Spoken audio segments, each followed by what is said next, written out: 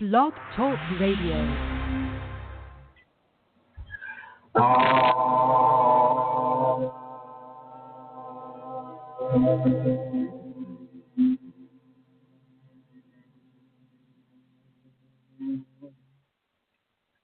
Hello, everyone. This is Chrism, and I'd like to welcome you to this broadcast of your Kundalini Awakening Blog Talk radio station.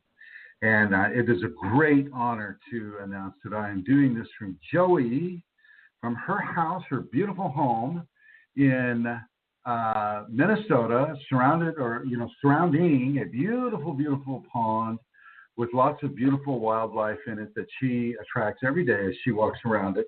And I am surrounded by beautiful, beautiful Kundalini awakened women. I have on my left, I have Santara Kundalini. She has flown from Ireland to be with us today.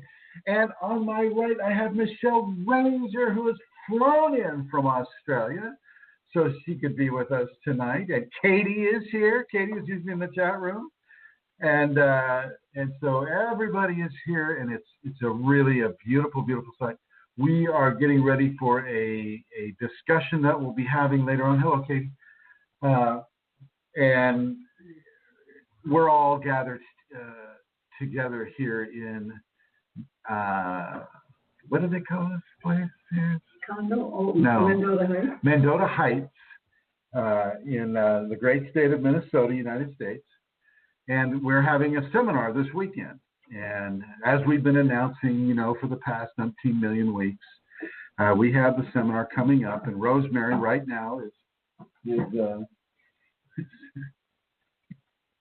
Rosemary right now is getting ready. You need to communicate she's going to be standing outside or within a church, passing out flyers that will hopefully bring people in to the discussion tonight. She made some sort of a commitment with the pastor of the church, and she wants to hold true to her Kundalini, and so she has decided to go over there and follow up on her commitment, and so she's doing that right now. Santara, of course, is in the bathroom again.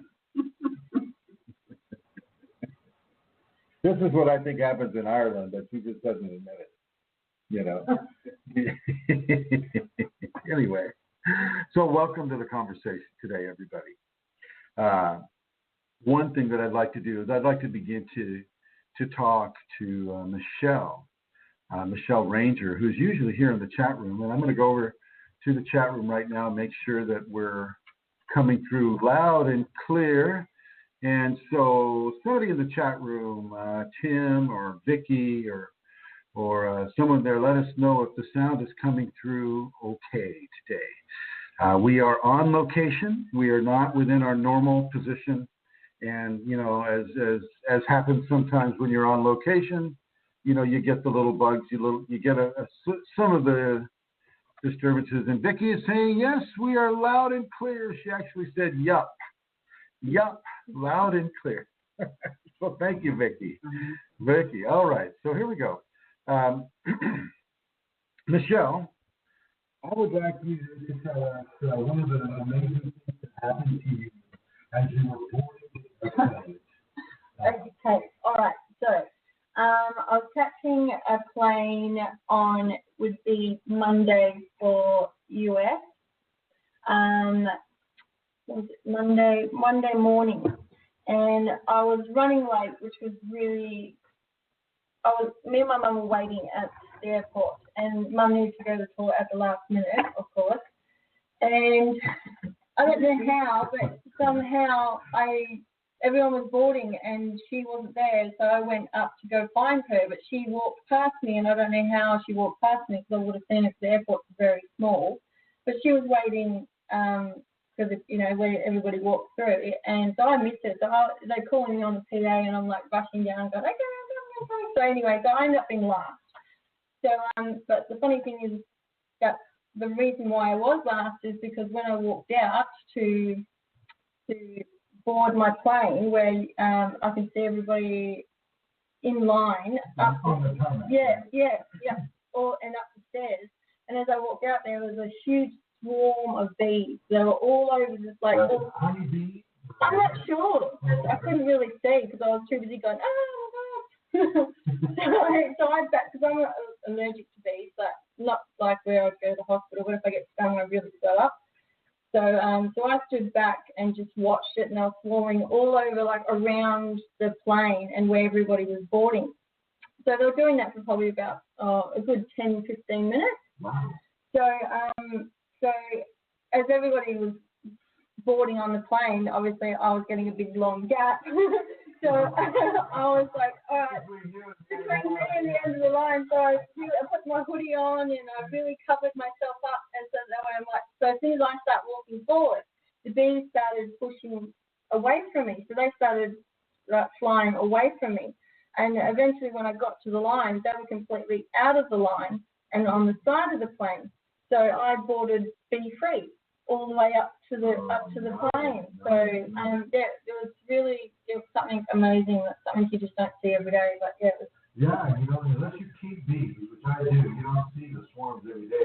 And there's nothing like 40,000 bees. Oh, there would have been so many. I couldn't even tell you how many. And of course, that is a very strong signature of the Shakti Kunalini as well. And did you have thoughts of that? Not straight away. I was too busy trying to protect myself, going into survival mode. But as soon as I got onto the plane and sat down, and then realised that Chrism does talk about bees and how they relate to Kundalini, and then I just went into sort of like a grace moment and just felt so blessed to be able to witness that. And yeah, I almost cried. I tried to not cry on the plane because people would be looking at me weird. So it was amazing. It was really good. Have you had other experiences with regards to wildlife there in Australia as you continued with your Kundalini equation? Yes, lots. Snakes. I do run into a few snakes where I live. There are a few snakes. I also have a pet snake, but when I guess I would say it's kind of the time and the place when I kind of understand the Kundalini snake, just because there's a few synchronicity events that happen on that day for me to go, okay, there's a bit of a Kundalini energy happening around me at the time, and then a snake would just pop up somewhere. Well, are they venomous? No, they're python snakes. So I have seen some green tree snakes, but majority of them are python snakes. Are there tree snakes? No. So no venomous ones, lucky. Well, you have the red belly. Yes. Yeah. But I don't think where I come from, I think that's more WA. I know What is WA? Western Australia, sorry. Western Australia. And where are you from? I'm from the Gold Coast in Queensland. And that is? If you're looking at Australia, it's on the right-hand side of Australia. So this would be the eastern district, or the eastern coastline? Yes. Oh, okay. And is that, where would that be in relation to Sydney? 10 hours north from Sydney. And Sydney's considered what? New South Wales. New South Wales. There it's good. Yeah. Okay, all right. Good. So for those of you who are having a bit of a geography lesson, like myself, so she's on the east coast of Australia, about 10 hours north of Sydney, and in the quadrant that they call the Gold Coast. Is that because they mine gold there, or it's just really pretty? Probably because I guess the beaches are just so beautiful there. I think that's probably why they call them Gold Coast. Yeah. Okay, and so now tell me, do you have a reason outside of just blatant tourism for coming to the United States? What's going on with you? How come you're here? Oh, good question. Well, one, the seminar that's happening on the weekend. Okay. And second, I guess, because I've been following the radio station for a year now, and I kind of got a few questions for myself, as in my Kundalini experience. I still have doubts, obviously, about my experiences, and I think that it was just time to finally meet everybody face to face and actually be around some Kundalini people to see if, I don't know, not to see if we're the same, but I guess to see what it feels like. Yeah, exactly. To see what it feels like and to feel everybody else's energy as well, I guess. And I guess just a bit more clarification on that is common a lot, and you know, it's really a good idea. That's a great place to experience other people's energy. Right now, we're inside of the energetic equation of Joey and Katie, myself, and yourself, and even this right here at this table where we are. It's incredibly rare to have this many people in the beautiful space that Joey's provided, activated and awakened. It's an amazing scenario. And I'll suggest people to come to these seminars just to experience that. Just that alone. You know, they can sit through the lecture, they can, you know, do all the different exercises we do, they can listen to the information. You know, they can even take the Shakti pot. But if none of that works for them, it's just being in the company of somebody who is giving off, you know, the amount of radiance that Katie's giving off right now. And giving off the amount of radiance that Joey and you yourself and myself are giving off right now. We're kind of like, if you can imagine, four stones drawn into a very still pond, and how those concentric rings intersect with each other, forming Vasika Pisces on each perimeter of each ring. So it's very much, and now Amelia has just joined us from the area of the restroom. Now you know. Now you know.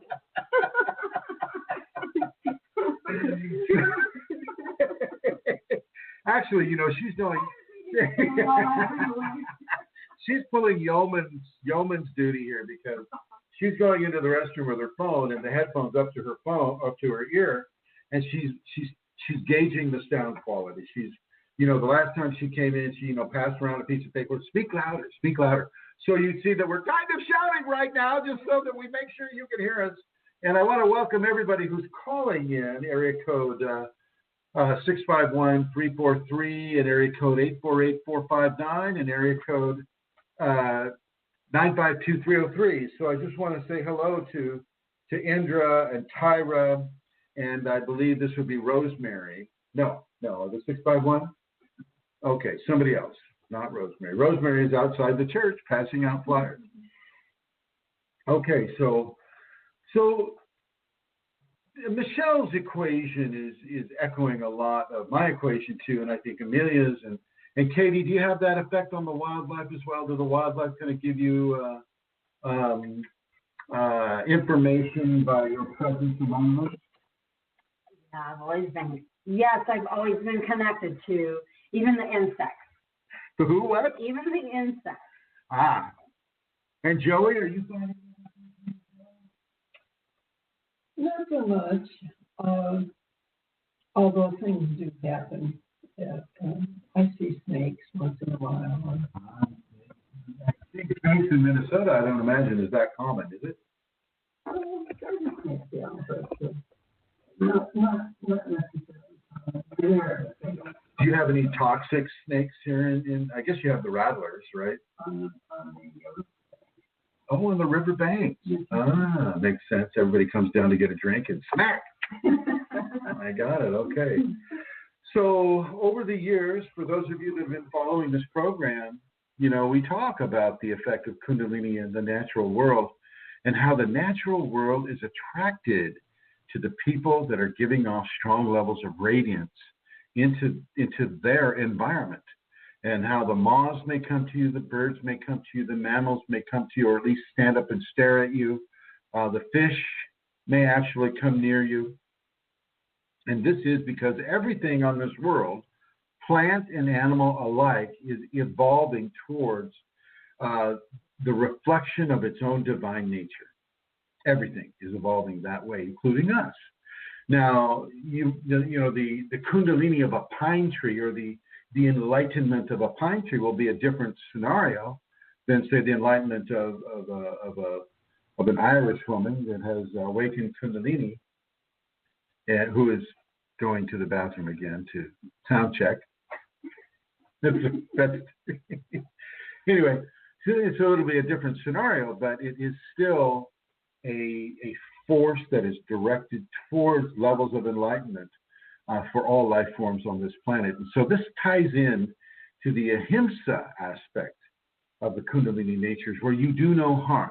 Now, granted, within the ahimsa aspect, life consumes life.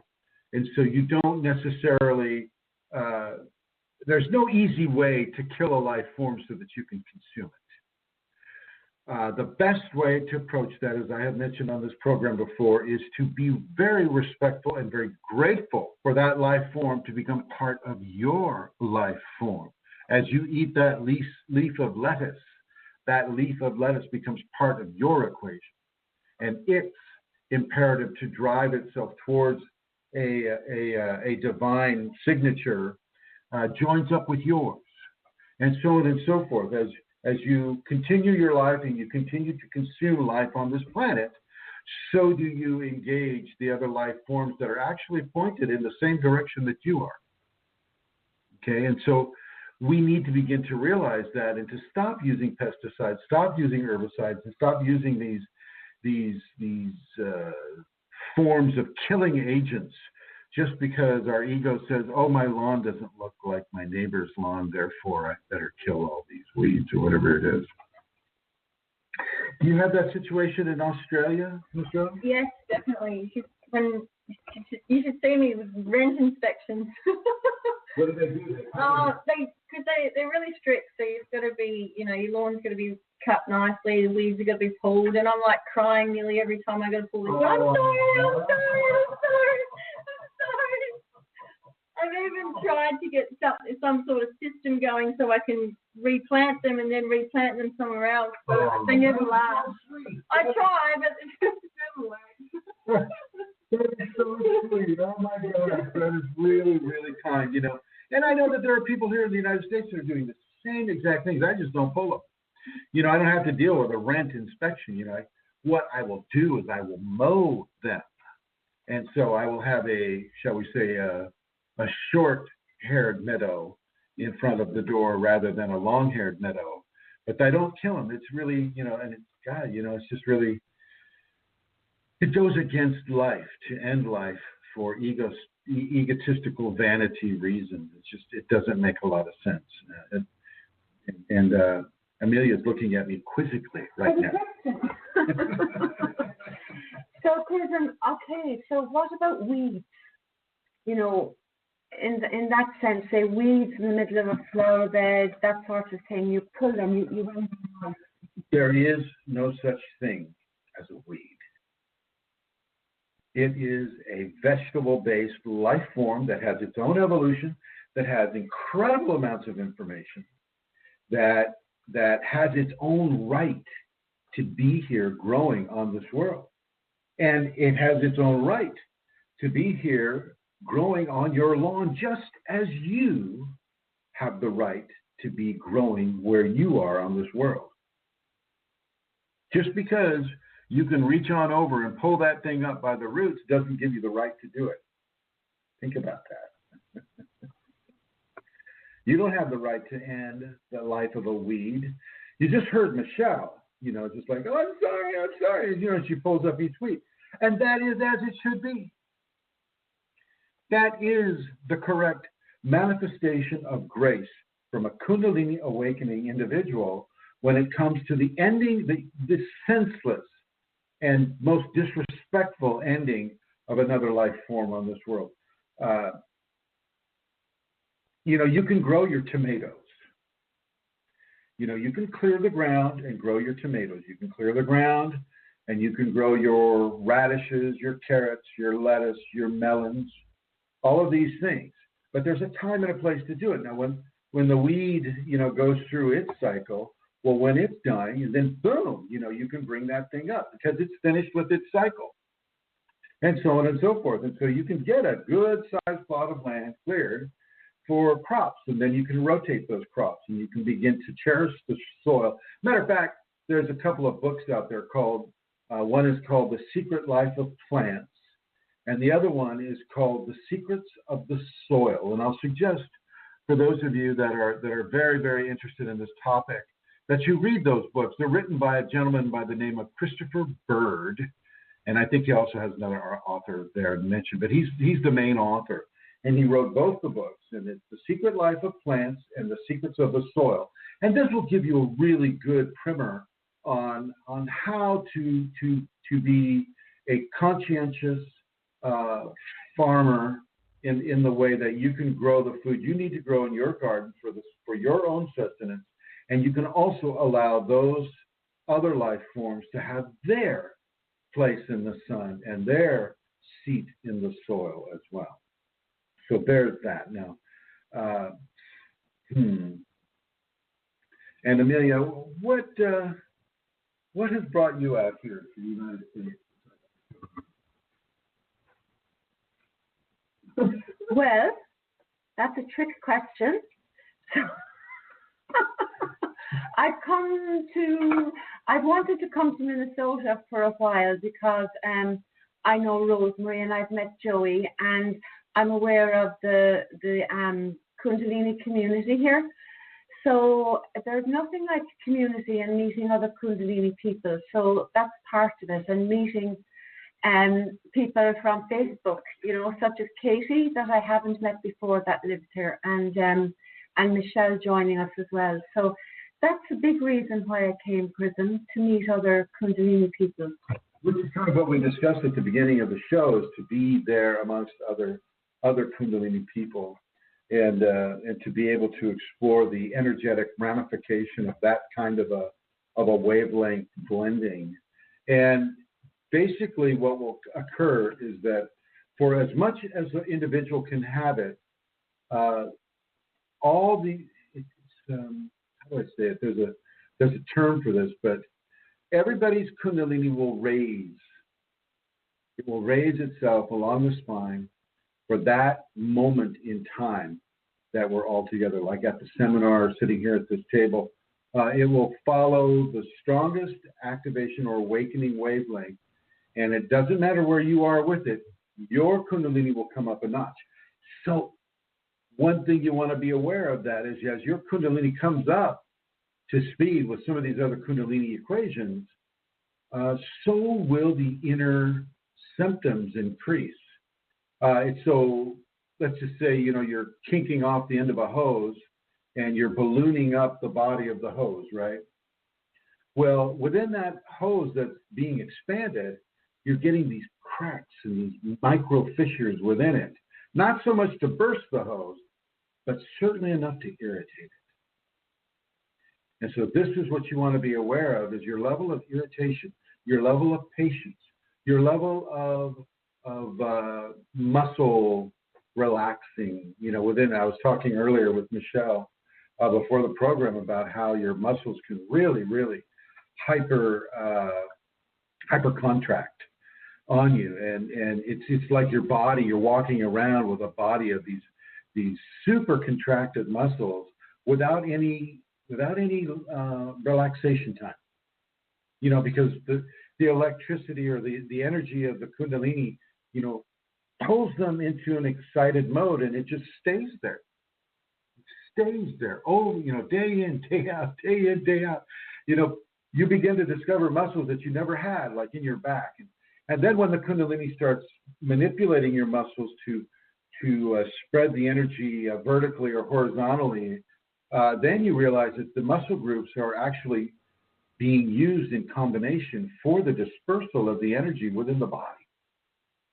And that hyper contracted muscle group that you have there right between your shoulder blades and right near your sternum are actually being used as like massage hands on the inside of your body that allow the Kundalini to push and to knead and to pull and to rearrange the energetics on the inside of the body as well as on the surface of the body too. And this is a hugely important scenario.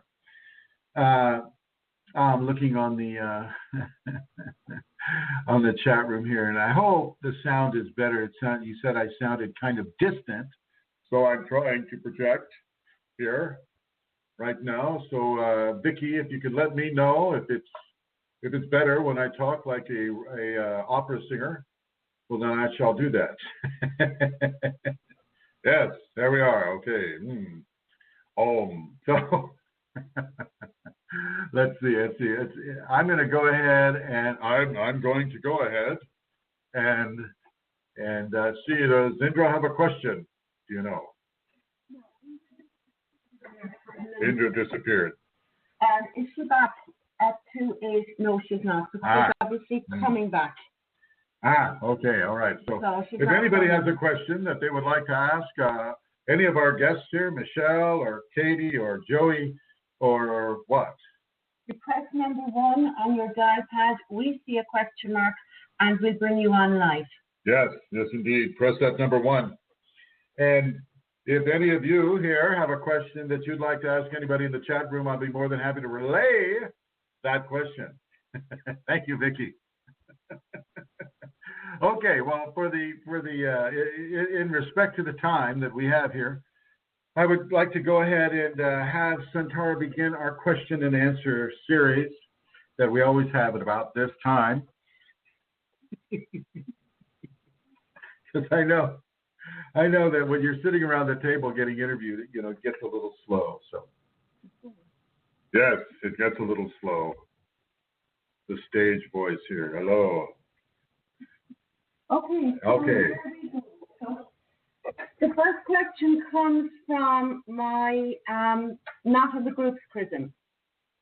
So, can a person with a sinner background of corruption, addiction, prostitution awaken Kundalini? Well, speaking from my own experience with these conditions, I'm going to have to say yes. It doesn't really matter unless you've gone out and killed somebody or committed some really terrible karmic crime. It's not going to inhibit your levels of activation because it's going to embrace your levels of self-forgiveness. Now, it doesn't mean that it's going to be an easy ride by any stretch. I mean, for some reason, your life path has given you into, let's just use prostitution. Prostitution is something that we all do every day. Okay?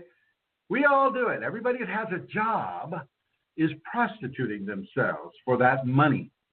And it's just that some people, use other parts of the body that other people don't use. Okay? Now, if it were legalized, we can make sure everybody was healthy, everybody was happy, and maybe taxing or something of that nature could take place and, help the general economy. But no, because we live in some sort of a Judeo-Christian creation of what is right or wrong, we're not allowed to do that. Whereas in other cultures, prostitution is very well accepted and expected within that society. So you'll never hear me talking down about prostitution. I might joke about it, but I won't talk down about it because it is a viable way of earning a living, just like working as a professor at a college or as a doctor at a hospital or as president of the United States, as we're currently experiencing. So no, there is nothing wrong with prostitution. Matter of fact, this is getting straight into ego judgmentalism. You're just judging somebody by what the society says is right or wrong, whether or not it's right or wrong. So there's that. Drug addiction. In our country, you really get it from both ends. I mean, you're damned if you do, and you're damned if you don't. You grow up as a child looking at the sign for the corner drugstore saying drugs sold here, and you realize it's like, yeah, mom told me to go to the drugstore to get her some pain for her sore muscles or for her headache or for her tummy ache or whatever it is. And so, yeah, I'm on my way to the drugstore, to get the better living through chemistry situation back to my mom. And then, I come up to high school. I'm in high school and somebody says, hey, dude, you want to smoke a doob? And of course, the person's, curious about that. And of course, we've been listening to, don't do drugs, this is your brain on drugs, this type of thing, the scare tactics. And yet everybody's doing it. And they seem to be having a good time and it's not hurting anybody. And all of a sudden it's legal in a lot of states.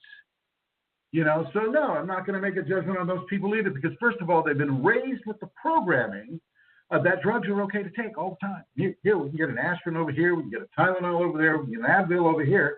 And the only reason it's legal is because it's made by a huge company called pharmaceutical. Not buying it, folks. Okay. So I'm not buying the whole addiction thing. You don't make a judgment on that too. What was the other? Corruption. Now that's a different story. We grow up in a society that knows what is right and what is wrong. You intrinsically within this society, from a very small child up to an adult, know that if you hurt somebody, then there's a good likelihood that they're going to hurt you back. We grow up with the understanding, hopefully given to our parents, that we share the road. Today, as I was driving through the great state of Minnesota and the great cities of Minneapolis and various suburbs, people cut in front of you or whatever, then you just, they're not sharing the road so much. Maybe that's what they should do. But when we come to corruption, this, in my understanding, and I'm not looking at the Webster definition of corruption right now. When we come to corruption, it's the purposeful activities of intentional malaise upon other people. And if I was to talk to Michelle here, it's just like, hey, Michelle, you know what you can do is you can use your Kundalini power here, and you go to the casino, okay, and you start looking through the cards, and you see first you look for a color, red or black, then you look for whether it's got more than red or black in it, and then you know what that top card is, and you can put the big bet out there. You can cheat, Michelle. You can cheat. Go ahead, try it. Is corrupting. That is an intentional level of antisocial and in some cases illegal activity that you're giving to another person with the intention of corrupting or creating a level of corruption within their life equation, or in this case with Michelle, it would be her Kundalini equation, or Katie or Joey or Amelia, anybody. And so that's a different deal. Now, if you're trying to awaken the Kundalini and you're going around corrupting people, you might want to stop the corrupting. I don't care about the drug addiction, except now the drug addiction can hamper you. It can hurt you. It can slow you down tremendously. And it can actually harm you within the Kundalini activation or awakening. It can really damage your crown chakra, which is, some of the weird, strange agenda of companies supported by government agencies. They find that's okay. Oh, yeah, go ahead, do that. Take that weird SSRI that regrooves and rechannels your brain, this way or that. So with the drugs, you want to be very, very, very careful. Now, I used marijuana as an example. Don't take that as a permission slip to go out and blow your brains out with marijuana. Don't do it. If you have to do it, maybe once or twice a year, special event. That's about it. Now, can anybody else comment on this? Michelle, do you have a commentary on this at all? I guess I could say with alcohol, I notice when I do drink that I get a lot of negative thoughts within myself, about everything around me, and I know it's like a toxin, not just to my body but to me mentally, and it's really overwhelming and powerful. But then the next day, obviously, it slowly takes time. As the toxin comes out of my body, that's when I start to feel better within myself mentally as well. So I could say that, yeah, definitely with alcohol. Yeah. Yeah, alcohol would be a big no-no with the Kundalini. Definitely, not only for the physiological strain that it creates upon the system, but also for the levels of entity infusion that can occur. I mean, all kinds of holes get blown in to your energetic field by use of alcohol and other drugs too, like psilocybin and alcohol, benzodrine. You know, a lot of people like to shoot benzodrine. Stuff like that, especially in Australia, for crying out loud. I was Skyping with someone who was, addicted to that. He's coming off of that, and I'm counseling him to come off of that, and I think so far he's doing well. But it's, when you get messed up with a drug and like within an addiction, it can be very hard to pull yourself out of it. It's not impossible. The Shakti can come in and she can just wipe out any need or desire for that drug to happen. And this happens quite a bit with cigarettes.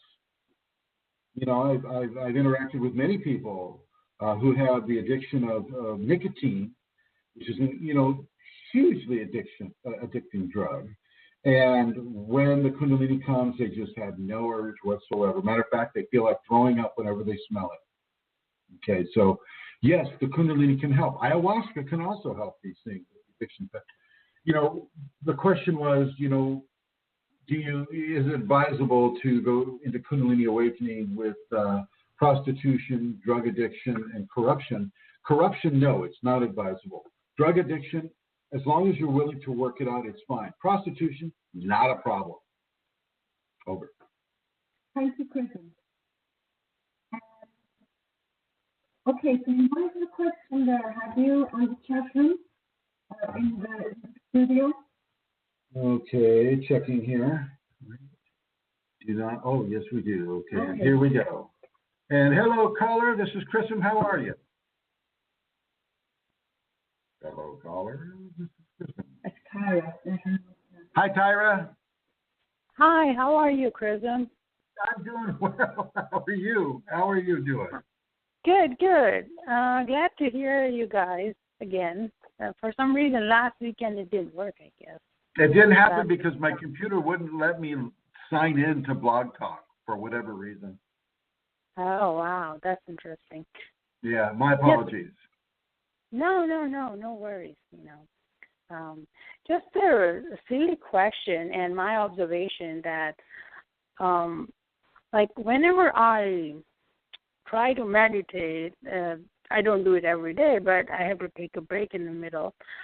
But I have observed a pattern that certain lights would not turn on, or certain electric things would, like, on the bulb needle go off. The items that you have around you that are of an electrical quality stop working. Is that what you're saying? Yeah. That's normal. Yeah. That's normal, Tyra. That is normal. And I have a feeling that's what happened to my computer last week as well. We were just talking before the show with Michelle about that. How your phone won't work, or she couldn't turn off her iPad. She couldn't change channels on it. I mean, look, when the Kundalini wants to message you by virtue of your electronic instruments, pay attention. Right. If she's turning off the light, then maybe she's saying, dim the lights, hon. It's okay. Let's do some meditation. Maybe the light is maybe that device is giving off too much EMF, and she does not want you to be surrounded by that level of electromagnetic frequency, and so she's turning that light off for you. Don't let it frighten you. It is a beautiful, beautiful symptom that Grace is indeed with you. She's sitting right there with you, and she's getting ready to help you go into meditation. Right. So I didn't want to felt like, oh my God, I'm so extra special, but I really see the series of events, like one device after the other, it will pop. When I stop meditating, the same light with the starter will start working. So if I had a gap of, say, 1 week I didn't meditate, that light will work. And all of a sudden, I meditate. In the morning, the light works. I go for meditation, come down and turn the same light on, and it will not turn on. And I'm like, this is like a, what do you call it, self-serving thinking. Don't try to turn it on anymore. Oh, okay. She doesn't want it on. She's kind of going, well, if I keep not turning it on, then she'll finally get the clue. No, I'm thinking this is not a coincidence. It's happening. I mean, so I thought maybe I should run it by you, then see if. No, it's perfect. It's perfect. I'm glad you did run it by me. And basically, don't even reach for that light switch. You just sit down in meditation and do it in the dark or in the semi-light, whatever you have going on there. No, I'm talking about these lights are, when I meditate, I don't have the light. I have kind of a darker and very private room. But when, say, I come into my kitchen and I'll turn certain lights on, and this is like a bright white light. If I turn the yellow light off, it will work. But this bright white light always has Is it a fluorescent light? It's not fluorescent, but it's like a white. You know, kitchens have like a big white light in the middle, which is very bright light. Is it one of those mercury lights that don't use a lot of energy? Yeah, those are not very healthy for you. Right. So she may be turning that off just to protect you from the level of mercury frequency that's being pushed into your energetic envelope. Oh, okay. Yeah. Well, The old light bulbs are better for the Kundalini people. I haven't mentioned this before. It's funny. It's the first time that it's come up that I've mentioned it to people. I don't go for those kind of lights anymore that are anywhere near the body. Maybe has an outside light. That's fine. Something that you have on all night long to keep the criminals away. But for the lights that are right next to you, get the old-fashioned bulbs. You can get the low wattage. You can get a 40 watt, 60 watt, that type of thing. Right. The Kundalini seems to enjoy that better than these mercury-based products. Oh, okay. Well, I'm glad that you shared this information. Thank you so much. I'm glad that you stimulated me to share this information. It's all your fault, Indra. Thank you, guys. Thank you. Okay. Thank you for calling in, my dear. Thank you. Bye. Okay, yeah, so I haven't mentioned it before, but this is a fact. The fluorescent lights give off an EMF wavelength that is slightly disturbing to the energetic awareness and the energetic expression of Kundalini. And it's also very irritating to people that are not activated or awakened. It can be you can hear that 60 cycle hum, or you can hear it, and it's a pervasive sound that is almost of a pollution quality. And then, you step up into the mercury lights. And I know when I say mercury lights, you're thinking street lights, but these are not street lights. These are these low wattage, 15, 9 watts of a little swirl that you plug in. It's got that big base that's full of computer circuitry. You want to steer clear of those. Just get what used to be called the normal white bulb when you were in the 70s or 80s, before these things came up. Screw that thing in and enjoy that level of incandescent light. Isn't it quite amazing how Kunalini gives us that kind of information, and we think it's a coincidence for a while, but she keeps at it, and it's a real communication. Isn't it amazing and wonderful? It's a communication to our health, and the health of the energetic envelope. We are that envelope, and so she is doing what she can do, what she can do in a very strong way to keep us healthy and vibrant and active within our physical life, so that we can express more of the divine life into this world and amongst each other. Maybe change some of the frequencies of reaction towards the environment and amongst people on this world. And I'll go for the next question. Okay, so I go back to the one that my section is taken. So the next one is, I never had experience of moving chakras except for the crown chakra during awakening or in daily meditation. What could be the possible reason? That would be a top-down activation. Top-down, typically. If you have done a drug, that could also occur if you've done a drug, some like LSD or any kind of a drug-based experience. It will hit the crown chakra first, and the other chakras won't even be touched. And this can create a strong level of out of balance within a person.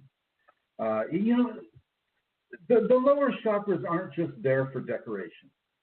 Okay, they serve an incredibly important, a very huge process within the Kundalini awakening. It's not all about the third eye opening or the crown chakra opening. A lot of people just want to take these shortcuts. Not that this person is doing that, but a lot of people want to take these shortcuts. So they'll take a drug or they'll do a practice that will give stimulation and activity to the crown, but will not do anything with the first, second, third, fourth, fifth, or sixth chakra. This is not recommended at all, but it happens. It happens with folks, and maybe perhaps it's happened with this person. Did they go into any of the particulars, Amelia, about how and what they're doing to bring the Kundalini up? No, Chrism, and I'm just wondering, and I'm not sure, and I don't know. Could the person be asking why is it they only feel the crown chakra? They don't feel the other chakras. Let's assume they've had a bottom to top. Could that be possible that you'd only, we say they awaken sometime? Why would we assume that? I don't know.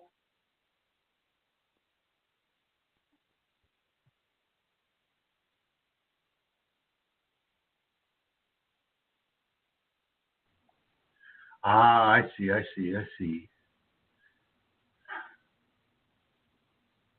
More of a focus needs to be given on the lower chakras. I know that people that have the Kundalini in practice, because they're doing a lot of spiritual practice, they're bringing their eyes up, they're doing all this stuff, but they're ignoring the physical body. They're ignoring doing the exercises. They're ignoring, say, the 5 Tibetans. They're ignoring yoga. They're not strengthening as much as they could with those lower chakras. And so instead of focusing so much on what the crown chakra is giving you, and especially if you already know that you have a distinct communication and awakening within the Kundalini, you need to begin to ask the Kundalini Mother, ask the Shakti to help you begin to focus on what you need to do to begin to awaken the first, second, third, fourth, fifth, and sixth. So that you're not just relying on the seventh chakra. You're not, being so ungrounded.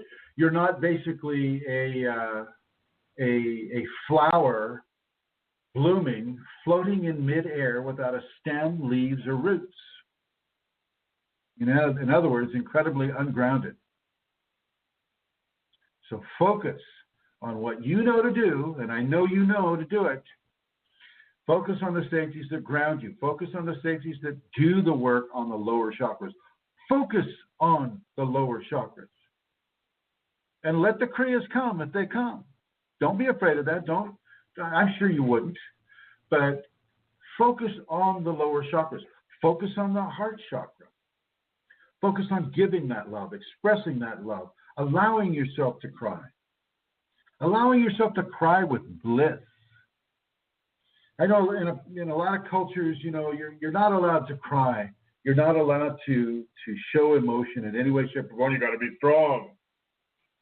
A manly man, strong like bull. But no, you don't get to do that. With Kundalini, she understands that there's a necessity for a person, male or female, to have a sensitive nature. So you develop that sensitive nature. Okay, over. Next question. Thanks, Chrism. Next question Why do we chakra breathe? You know, your chakra breathing technique. This comes from my own activation, my own, what the Kundalini had me doing. And as with all of my teachings, these are things that come to me directly from my Kundalini. And so there are two things that are concerning this. The same question could be asked of any Hindu adept at Kundalini. Well, why do you do pranayama? Why do you do that? Why do you stimulate the Ida and the Pingala, those two rivers of Kundalini that surround the chakras from the base of the spine to the top of the nostrils, 1/8 inch inside of each top nostril? Why do you do the alternate nostril breathing? Why? Well, it's because it gives prana into the system, and it assists the system in coming into a higher energetic vibratory rate that will allow and feed and nourish the Kundalini to come up. Well, it's the same thing with chakra breathing, except I find chakra breathing far more effective. And she gave that to me. So she gave it to me. And because she knew what she was preparing me to do and to talk to people about this, she gave me techniques that work. And they've worked with other people. Matter of fact, the person that just asked a question about the top of the seventh and not feeling the other chakras. Well, if that person were to institute chakra breathing from the base to the throat, that would truly begin to transform that person's energetic experience with the Kundalini. Okay? I did this over and over and over, and it worked really well. And no, you're not going to crystallize your chakras and destroy them like you read it. And like, oh, Lord. Some of the stuff you read about how fragile they make you become in order to sustain some sort of a manifestation of dominance over what you think you can do with your body. Your Kundalini knows what it can handle. Now, if your Kundalini doesn't want you to chakra breathe, she won't let you do it. If your Kundalini doesn't want you to do pranayama or alternate nostril breathing, she won't let you do it. And let's just say, going back to another question that we talked about earlier, say you're addicted to some drug, right? Or you've done a drug or something, and you're recovering from whatever, but you've weakened some aspect of the energetic anatomy that pranayama, alternate nostril breathing, or chakra breathing would not be conducive for. She won't let you do it. You've got to understand that Kundalini gets the final say, not you. Not you. She's the boss. She's the mama. If mama ain't happy, nobody happy.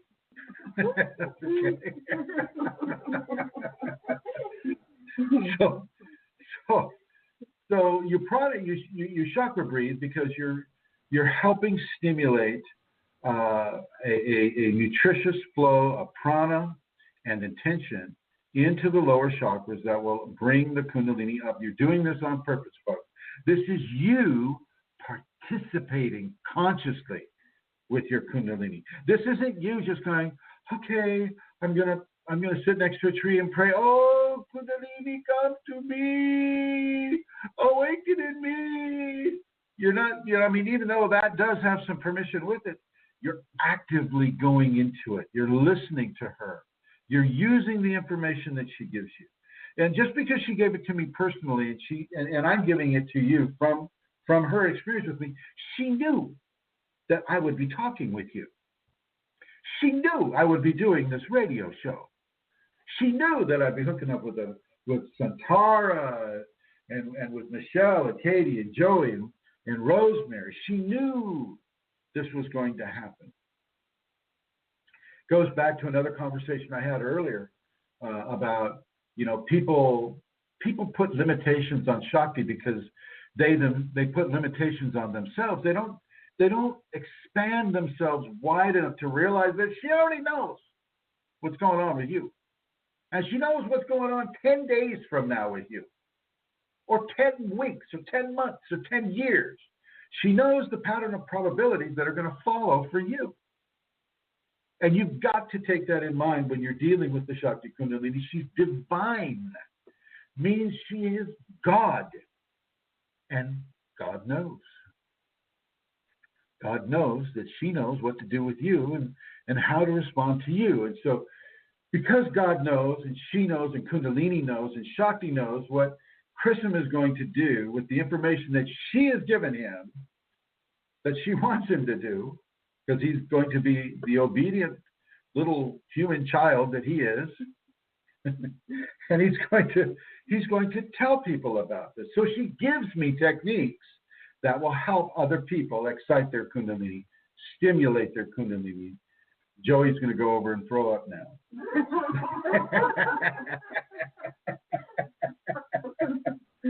Over. Joey left the studio in her kitchen. Yeah. Working positively and proactively and why do we still have next we shockingly further? You could, but it's not advised because of the difference between, say, the ajna and the throat chakra.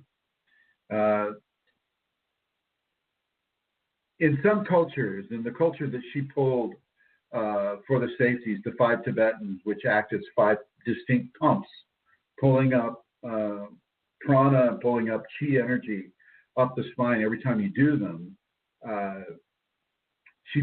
She is following at that point. She is following the Asian system. She's taken the Asian system and she's saying, yeah, the Asian system's good too. And you've only got 5 chakras in the Asian system.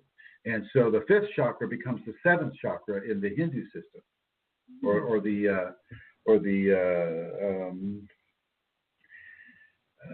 forget the name of those folks. Anyway, so the 5th chakra becomes the 7th. Okay, and so she mixes and matches the different systems that she feels will be most appropriate for the general population that is working towards Kundalini. When she devised the safeties for me, you can look at the safeties and you can really see that she pulled from shamanism, she pulled from Christianity, from Islam, from Hinduism, from all the different cultures and practices and techniques of this world of humanity in order to bring together a very specific system of Kundalini, safe Kundalini interaction with the unawakened individual. And so, storming the gates of heaven is not what the safeties are about. Storming the gates of heaven is, taking copious amounts of LSD or psilocybin or various street-level drugs or even pharmaceuticals, smoking that DMT every night or, any of these types of scenarios that really push you. Doing ayahuasca 5,000 million times like some of these guys like to do, geez Louise. How much barf is enough for a person? I don't know. But that is storming the gates of heaven. Because they're not doing the ego work either. You got to understand is that within the safety protocols, you're doing ego work. You're working on that corruption angle. You're working on the noble behaviors. You're instituting selfless service. You're giving kindness, consideration, forgiveness, compassion, selfless service into your Kundalini awakening equation, which is modifying all 5 bodies of the Kundalini expression at the same time. You're not just taking a drag and stepping back and, going back on your couch, turning on the football game and saying, okay, do me, baby. I'm ready. I'm watching Kansas City lose. Over. Just because you teach or you say leave the third eye alone, I suppose that's what I meant as well. I mean, yes. Is that a form of stalking? True. Thank you. You're absolutely correct, Amelia. Let's talk about that. I have before, but let's do it again. So many people want to see things. We're a very visual species. We want to see God. We want to see fairies. We want to see elves. We want to see spirits. We want to see our dead Aunt Janie. You know, we want to see, we want to see, right? Am I right? Can I hear that? Hallelujah, amen? Hallelujah, right, okay. So we want to see UFOs, yeah. We want to see all these different things, and we want to see God, and we want to be able to see through the body. We want to be able to see into the slot machine when it's going to win. We want to see these things. You want to have an edge on society. We want to be seen as that great medium. We want to be able to look at Joey and go, oh, yes, Joey, I see this, and that spirit over you, and they're telling me to, you know, to tell you to trim your toenails. You know, I mean, you know, things like that. You know, I mean, we want to have these powers. And, you know, the Ajna chakra, the sixth chakra, the third eye, has powers. And so everybody, you know, the popular thing right now is to open your third eye. And I get a lot of these people coming on the various communities that I work with wanting to open their third eye. And it's just not a very good advice. It is not a good goal. It is not healthy for you. It can really, really damage you. It can bring on migraines like you would not believe. Migraines and third eye activation go hand in hand, ladies and gentlemen. And just because you've never had a headache in your life doesn't mean that you're not going to get one if you keep storming the gate of heaven to try to get that third eye opened. You don't want to do that. Look, if you follow the safeties, and you work from the first, second, third, fourth, fifth, sixth, you're going to get to the sixth. And that's not even the real, you know, that's still within the physical ramifications. It's, you know, when you get to the crown, the jewel, that Vesica Pisces between divine and the physical matrix, you know, the divine physicality, that's the real treasure. You don't need to know, you know, what so-and-so looks like naked, you know, looking through her wall while she's taking a shower. Like I know you want to do. You don't need to, you don't want to have prurient interests supporting your metaphysical explorations, okay? You don't want to search for power just to have power. You want to earn that power through transformation. The power is yours to have. It belongs to the Shakti within you, and she is within you. And so you have the potential to manifest those powers with her guidance, with her permission. And so don't skip all the other chakras and go straight for the sixth chakra thinking that you're going to do something wondrous. What you're going to do is you're going to give yourself some massive headaches. Massive headaches. No drug will be able to fix for you.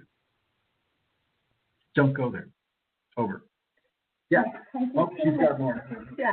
I'm just aware that Rosemary would like to probably talk about the seminar, and she is not free for patient. Oh, got it. Hello. Hello, Rosemary. Hello. Yes, can you hear me? What? Can you hear me? Yes, Maybe yes, not. I can hear you. Thank you. I'm on the road, but I've pulled over very safe spot. That's a scary thought, but go ahead. Yes. Well, I just want to have an opportunity to invite people who are listening and those who will listen after. You have a few more days left before the seminar, and from what you've heard from people there and listening to the Kundalini yourself, it is a powerful experience, and it was the very beginning of my journey, and I just was some guidance I had that I didn't make right or wrong. I just went, and oh my goodness, it is unbelievable that the benefits that come to us through this awakening process with that beginning in a seminar or expanding through a seminar. So my information is this phone number that I'm hoping is working, is 651-329-9615, and I welcome the opportunity to talk to people about this and the opportunity for them. And Rosemary G. at U.S. Internet. I sometimes get messages at both places from people, and they are equally happy to hear as I am. Let me give you the phone number again, ladies and gentlemen. Rosemary's number is 651-329-9615, 329-9615, and give her a call, ladies and gentlemen. Seriously, if you are able to just get here by Saturday and Sunday, get here, do this seminar. It's very rare. It is not happening all the time, even though I know it's been happening at least once a year here in the great state of Minnesota. This is really one of the few areas where it's happening. It's not happening so much in California, not happening so much in New York, not happening at all in Louisiana, not happening in Kansas City, not happening in Georgia, not happening in PA or Maine. Go ahead. I dare you to check on the web. This type of an ascension format of a spiritual evolution is not happening anywhere but Mankato, Minnesota, United States. So please contact Rosemary. Please contact Rosemary at 651-329-9615. Rosemary G at Comcast, Usernet.com. No. USInternet.com. Rosemary G at USInternet.com. Now, yes. Rosemary, I want you to be very safe getting back on that highway. I am. Good. Look forward to seeing you here. Yes, and we look forward to the community that we will have and will develop through that seminar. And as Absolutely. You have been listening all along, Santara is here from Ireland and Michelle from Australia. We have someone from Florida, from Arkansas, and from Minnesota. And we've got a professor coming from Florida. And look, if you get tired of the fat old guy with the beard up top, go on over to Michelle. She's a cute young blonde thing. Go over to Katie. She's a cute young blonde thing.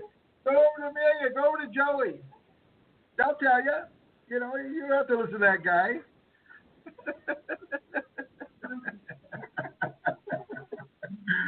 Yeah, so thank you, Rosemary, for doing the yeoman's work there at the church. Did you intervene?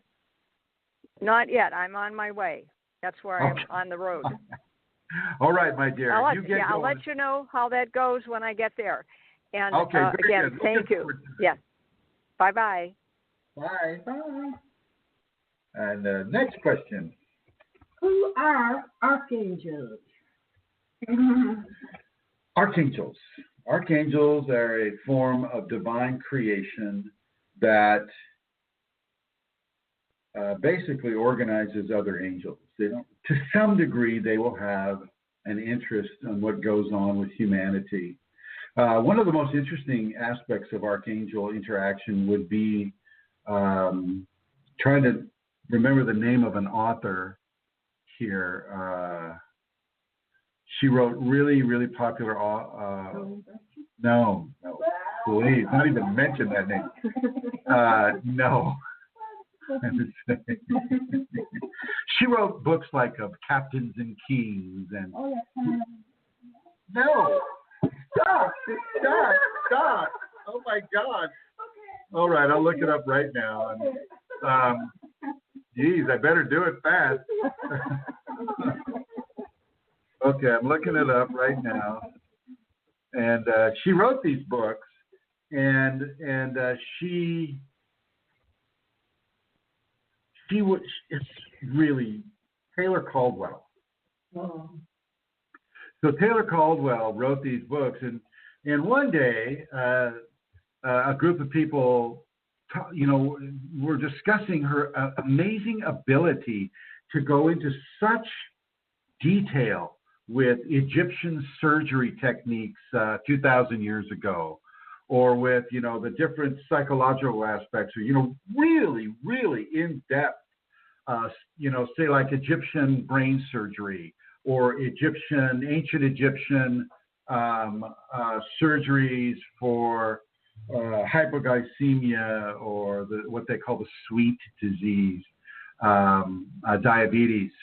And they had all these issues then, and they weren't so, they didn't have the American Medical Association to deal with it. They had the Egyptian Spiritual Medical Association to deal with it, which dealt with it quite well. And somehow Taylor Caldwell was able to tap into these techniques. And so how was she able to do that? Well, she agreed to get hypnotized to find the source of her information. And lo and behold, one of the sources of her information was Archangel Michael, who knew her when she was incarnated in Atlantis and became so enthralled with the beauty of her soul and of her body. He absconded to a planet that he had close management with, which was called the planet of Millennia, and sequestered her there for a time until she began to grow weary of that place and begged Archangel Michael to let her continue her incarnations on Earth. And he gave her 2 lions that were there to protect her, and those lions always protected her. And there was a strong level of truth inside of this information. And my Kundalini wasn't fighting it, wasn't saying, no, I didn't get the bullshit meter. And so you need to start looking at expanding your understanding of the multiverse and expanding your acceptance of a very, very different reality than that which we've been taught over the years. And this goes hand in hand with UFOs and alien and the, ET, all that as well. But on the very, very tight subject of archangels are a higher order of angel, like a cherubim, and they do have a managerial quality with how divine evolution is occurring amongst the many creations that are striving for it. Not just humans, as I mentioned earlier in the program. Okay. And so the archangels will insert themselves into various situations of authority. And it's not, we're calling them angels, we're calling them archangels. It's all reeking of Christianity. Well, it's not all about Christianity. Okay. Let's just call them arch assistants, shall we? I think that's a little more neutral. So these arch assistants, Arch Assistant Gabriel, Arch Assistant Michael, Arch Assistant Raphael, and so on and so forth. They basically manage other angels. Assistants of a more close quality to the human being in this case. And so an angel will come to a person and if they're having a really hard time and they want to commit suicide, and yet that's not that's not supposed to be part of their karma or part of their life path. And there is an opening within their evolution that allows for an arch assistant to assist them, or for another assistant of a lower quality to assist them. Then that angel or assistant is directed towards that individual to just come along to them and say, hey, how you doing? And the person will just be compelled to pour out their heart and all their problems to that angel/assistant. And that angel/assistant will listen to them. And the whole time it's listening to them, a manipulation of their energetic field is being done. And they no longer come out of that conversation feeling that they want to commit suicide. And they'll turn around and that assistant is gone. One assistant would hang out at a turnoff in the Midwest, somewhere in the United States. And there's a little lake, and there's a bench looking at the little lake. And that assistant, for some reason, that area would draw people that had problems. I guess the fact that the assistant was there would draw people that had very specific problems. And that angelic assistant would sit with them on the bench, sometimes not saying anything, just, smiling and just kind of like looking at the lake. And sometimes, they would have this really, really intense, deep conversation that would be very uplifting for the individual. And this, the individual that came with the problem would be kind of healed of that problem, able to move on in their life. Well, so this is what some of these angelic assistants are doing. And the archangelic assistants are the ones that are being more of an organizational. If you look at the book of, what do they call that book of? There's this channeled book. Oh, to find No. ACIM is good. ACIM, a lot of people awaken Kunalini. No, this is it's just on the Tumblr channel. Anyway, there's a book out there that's been around since the 50s that tries to categorize and organize the angelic structures. But the problem is that they do it all along a Christian theme, and most of this earth is not Christian, believe it or not. And so, I have a hard time, with that. But for the Christians, I guess it's a good thing. So archangels are real, and angels themselves are real. And you know how you can really figure that one out? You want to know how you can the way you can truly figure that out is by understanding that evil also exists. Entities that are of a demonic quality also exist. And we know that because we see Kundalini people falling prey to them every now and again or more. Okay? So it's very important to understand that. You don't get to look at a polarization and just do one side of the coin. You got to look at both sides. And just as there are really, really strong levels of corruption, negativity, and evil, whatever, and most of these things are existing more in the human heart than anywhere else. And they're the ones that humanity is what created these poles of negativity, but also, the poles of positivity. The archangels are just the other side of the coin, helping us and helping humanity to do what humanity is here to do, and that is to evolve into Kundalini people. Hello. Hello, you Kundalini people out there. Why do you think on some of the shows that I've mentioned that Kundalini people have wings?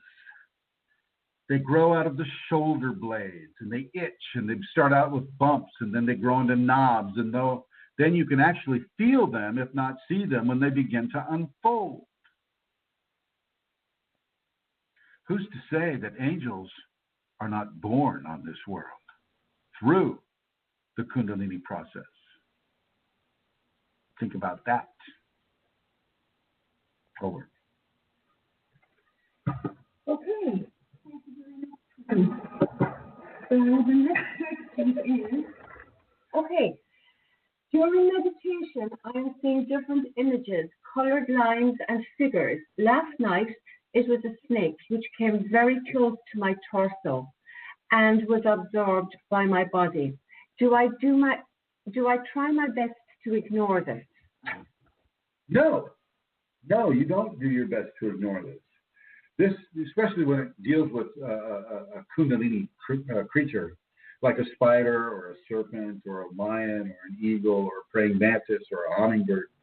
No, you don't. You can ignore some of the other ones, but the ones that are communicating to you through the auspices of a Kundalini creature, and especially one that's being absorbed into your body. No, you don't ignore that. Now, you don't necessarily go crazy over it either, but you go into deep levels of gratitude. Thank you, my Kundalini. Thank you, my Shakti. Thank you, sacred serpent. Thank you for coming into my body and absorbing yourself into my body. Thank you, my Kundalini. That's the appropriate response to that. Over. Thanks, Chrism.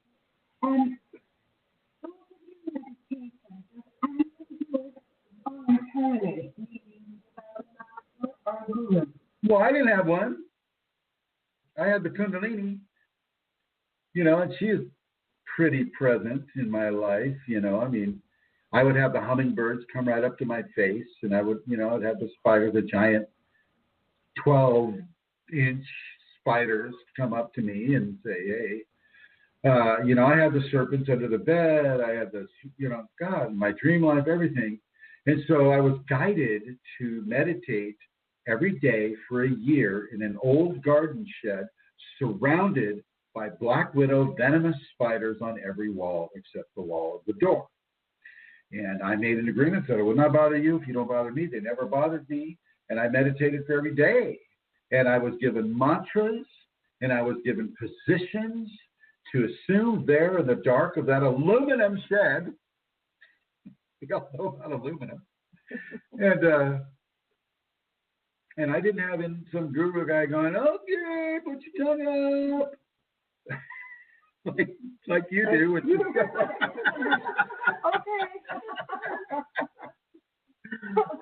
So you can do it. It's just that when you get deeper into the realms of Kundalini, it is very helpful to have guidance, extremely helpful. And in some ways, it can be life-saving to have guidance. Make sure you don't walk off a cliff or crash your car or do something that you don't need to be doing. Over. Thanks, Susan. When I observe my breath, meditation question. When I observe my breath in meditation, the energy starts rising up the third chakra. Is this okay and normal? Did you say when I observe my breath during meditation? Breath. What? Breath. Breath? Oh, I see.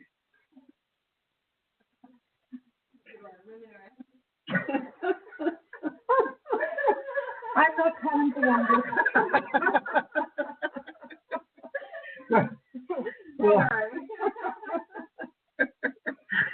When you observe your breath during meditation, and what happens? The energy starts rising up to the third chakra. This is okay. This is good. This is progress. Observe your breath as much as you want, but don't be surprised at the different levels of energetic activity that will occur. When people meditate, mostly they're not paying so much attention to their body, but you are, and this is good. This gives you a level of discernment of the different reactions and responses that your body can develop. So, yeah, having the energy flow in an upward fashion is very good, no matter what chakra you're at. If it's flowing upward from the base, the second, the third, the fourth, the fifth, the sixth, the upward motion is the desired motion to go with. And so this is progress. You're doing well. Keep it up. Over. Another meditation question. I think too much pressure on my head while meditating. I just can't take it. It feels as if I will explode. What did I answer to that? Stop. Yeah, stop meditating. Thank you. Yeah. And really stop. Don't just stop for 3 days. I mean, you can try 3 days at first. Stop for 3 weeks. Give your body a chance to acclimate what you've already done. And for heaven's sake, don't do the third eye opening thing, which I have a feeling you're doing. Keep yourself away from that storming the gates scenario. And when I mean stop meditating, that means I want you to stop putting your eyes up too. In addition, so over. Thanks, Susan. Okay, so this is a little bit longer, this question. Oh my God. Yeah. Yeah, I hope it's clear. Moderation is different for everyone, but I've been called a delicate flower, so it's much lesser for me. I'm always overthinking things, but it's very, very high right now. I know I should meditate, but I don't think I can without getting in warm water or rock climbing. I could write forever. I could go into something else thought, and I can't read my own writing, but that's basically That's all right. That's all right. Hey, look, we're all delicate flowers. Everybody. Okay, we're all delicate flowers. And if you're being given the opportunity to have a key for you towards meditation, like getting in warm water or climbing on a rock, get in the bathtub, or climb a rock. This is not rocket science. Okay? Get in some warm water like a bathtub. Maybe put one of those fizzy bath bombs in there while you're at it. Do a little aromatherapy. And then, and do this after you do the meditation while you're sitting out there on the rock. Or if you're doing the rock climbing thing. And I lived in Yosemite for 4.5 years. I know all about rock climbing. And I know how you can really ground you, and I know how you can really, you do a hand jam into a crack and you pull yourself up and you just kind of stay there for a little bit. I know about the real rock climbing, bouldering, Class D climbing, all about this type of stuff. So I get that. So go do that. Get your climbing gear on. Belay yourself down to a certain ledge. Maybe sit on the ledge. Make sure your safety gear is intact. Be very, very conscious of your safety, and meditate there. There's nothing wrong with that. And while you're in meditation, maybe you can ask the Kundalini, well, why can't I just go sit on the floor in my house with my legs crossed and my fingers in the Gyan Mudra, my tongue tipped behind my upper front teeth, my eyes looking up, and breathing through my nose? Why can't I just do it that way? Maybe she'll respond to you. Maybe she'll say, yeah, well, you can if you just want to. Maybe she won't. Maybe she wants you out there on that rock. Maybe she wants you in the bathtub. There's nothing wrong with meditating those ways at all. That is not a problem. And I encourage you to do your meditations along the lines that you feel compelled to do from your own Kundalini. Over. Thank you, Susan. Has anyone experienced a change of eye color? My eyes used to be hazel, but now it's silvery blue. I checked with my eye doctor. He said he had no idea why they had lightened. Just curious. Well, mine didn't. Mine were blue. I've had blue eyes most of my life. And then when the Kundalini came, I got a shot of green right next to the pupil. Can you see that? Anybody? Yeah, we'll fix that. Got the handy. Oh, I turned it off. Oh well. Yeah. It'll change your eye color. It'll change them. It'll lighten them up. It'll darken them. It'll actually change the color. My eye colors actually was changed, and I went from strictly blue eyes to green in the middle and then blue on the outside. And I wasn't overjoyed with that. I kind of liked the blue eyes, but I can understand it. Hey, if the divine wants me to have these kind of eyes, then I'm all for it. I'll have calico eyes if I need to. So, yeah, it'll change your eye color. It'll change lots of things. It'll change your hair. It'll change the thickness of your hair. It will change whether your hair is straight or curly, typically more curly with the Kundalini. It'll change your blood pressure, typically higher, sometimes lower. Many people with the Kundalini have extremely high levels of blood pressure like I do. And, the doctors look at that and they think you ought to be in the hospital because you're going to have an aneurysm or some sort of a thing like that. We don't. Some people get extremely low blood pressure where you shouldn't even be able to stand, but you do. Okay. Many of the Kundalini people fall outside of the bell curve. Bell curve being that curve that scientists use in order to gauge different populations' symptoms within a medical context.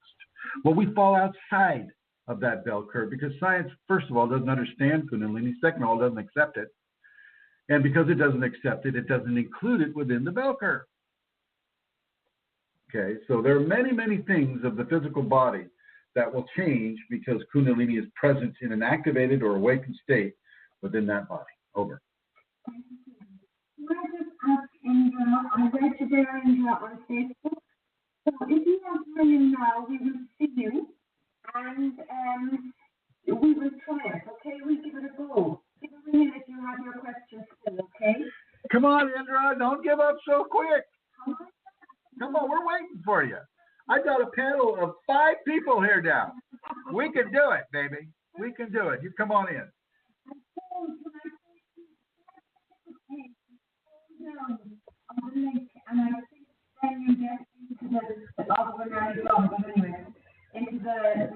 you. Okay.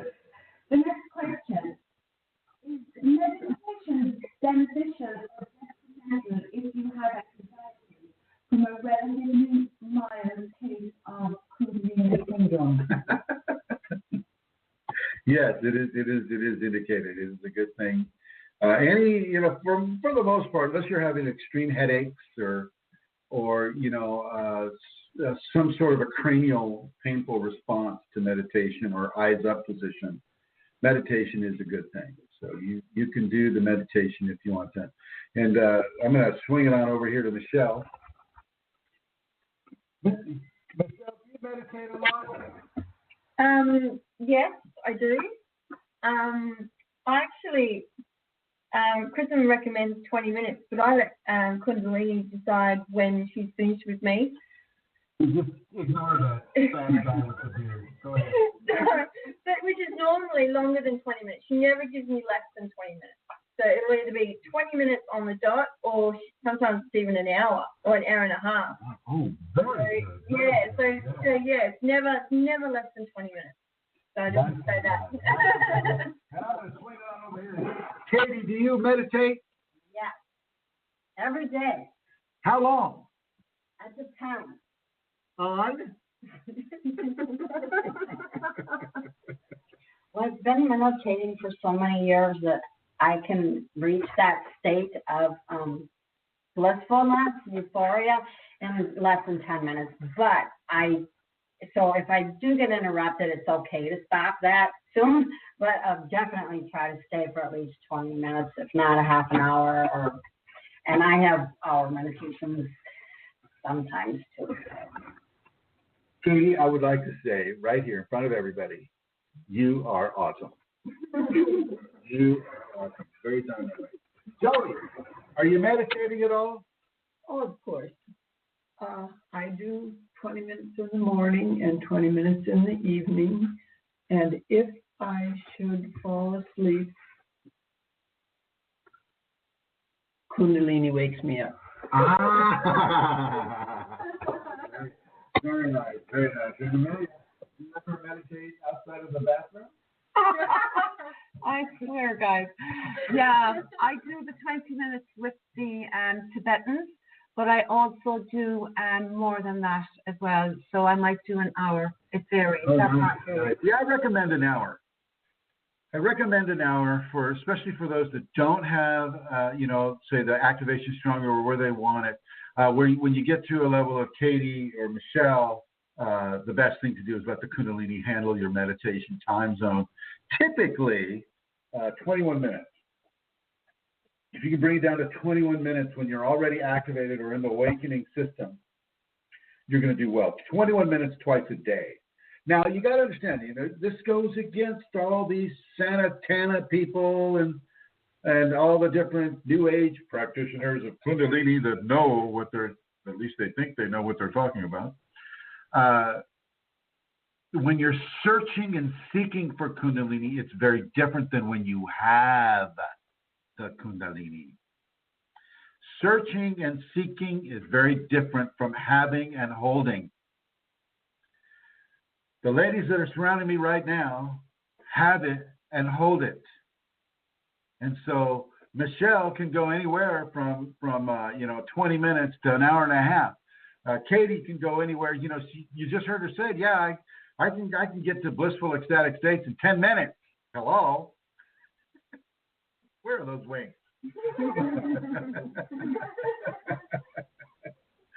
So yeah, it's very different when we have the Kundalini awakened or activated.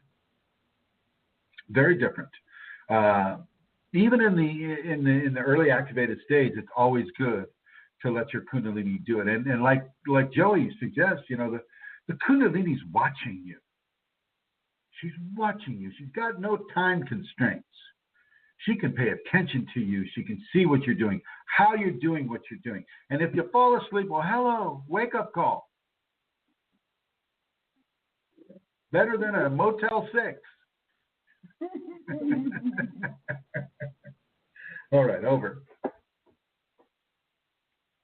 So that's That's the end of the questions, Chrism. I was just wondering, as it's coming into Halloween, I've noticed here that there's a huge amount of festivity around it, ghouls and all kinds of scary things. And you wrote a post there relatively recently about that in relation to Kundalini. Can you talk on that? I will. I wrote a post, and I'm going to read it to you right now. Here it comes.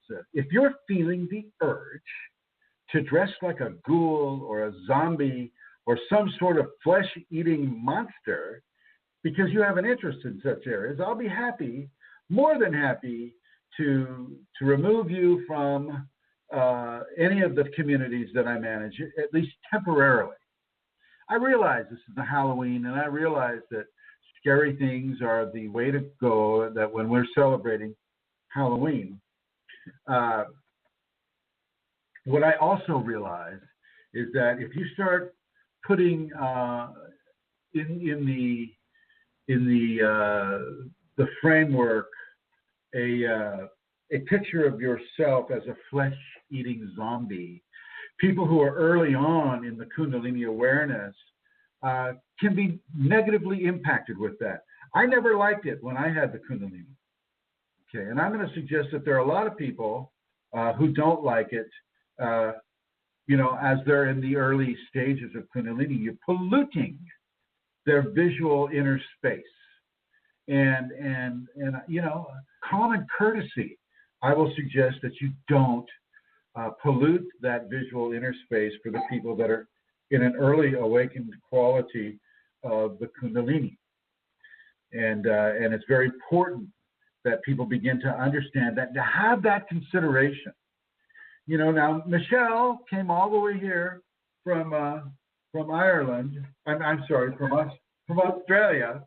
And even though she knew that we were having Halloween celebrations, she very politely put away her flesh-eating zombie mask because she knew that she might be running into sensitive people that may not enjoy that type of thing. Because you got to remember, with the Kundalini, sometimes what you see is what comes to you in the spiritual forms, in the dreamland, in the areas of activity that are part of the Kundalini continuum. And so we try to be gentle with people. We don't, you can dress up as a fairy if you want. You can dress up as Princess Diana, God bless her. You can dress up as a pumpkin. You can dress up as Prince whatever. You can dress up as Amelia Santara. I've seen where you can get the costume. It's cheap. I mean, it's a very expensive costume. And I'm really scared. You could dress up as an archangel. You could dress up as a fat guy with a beard, and go around saying, "Oh, blessings to you, my son." You could do all kinds of other things. Just, don't have the flesh falling off of your face and onto your tongue. Am I asking too much here? Now, I know the zombie movies are very popular these days. The world of zombie. Give me the grace of the zombie. I want the zombie to become who I am. and I think that's fine if that's what you want to do, but keep it away from the Kundalini people. I mean, these are sacred areas. These are not profane monster show areas. And I know Halloween is the freedom that we have to exhibit our monsters. And in a way, I think Halloween can be very, very healthy for people to be able to face their own inner demons, this type of thing. But within a Kundalini context, it's very different because extreme levels of amplification occur.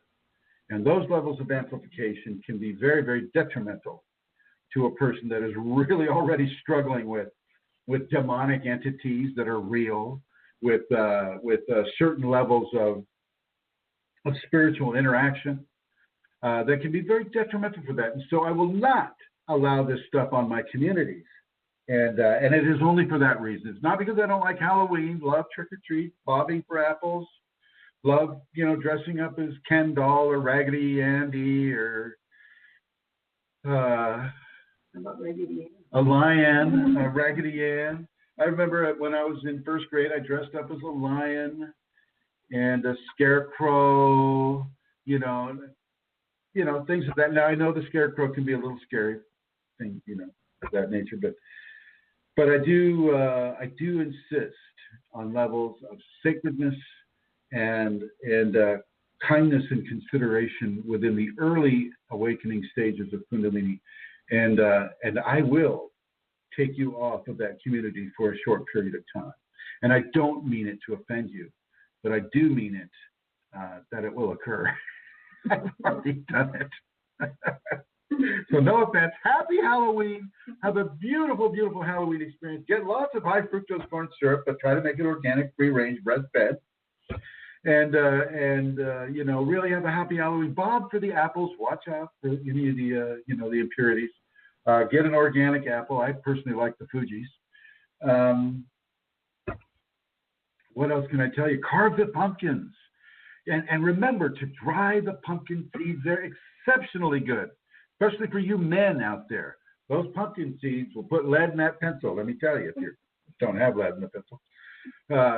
And the pumpkins make really good pie. They make really good, you can bake them and then pour some sort of like a maple syrup over them. Yeah, am I right about that? Yeah. You can make pumpkin bread. Oh my gosh, it's just a wonderful, beautiful time of year. The autumn time, the maturation of 2017. Okay, really enjoy it, really celebrate it. Try not to eat your own flesh and keep that off my community. Thank you. All right, everybody, let's all end it with our universal Om here, and I want to thank everybody in the chat room here. I'd like to, oops, wrong one. Come over here and it's like, hi, Scott Game. He's got some sort of thing. Okay. I'd like to thank Dr. Matt. I see you are on board. Good to see you, my friend. I'd like to thank guest 7064192, guest 712, Vicky Vaughn. Good to see you. We are going off the air for this week. I'd love to see you next week. And Dr. Matt, I'll be seeing you up here. Vicky, I'd like to see you sometime at one of these seminars if you can do it. And Scott Game, I have no idea what you're talking about, but you have a happy Halloween yourself. And coming on over to here. And 1, 2, 3.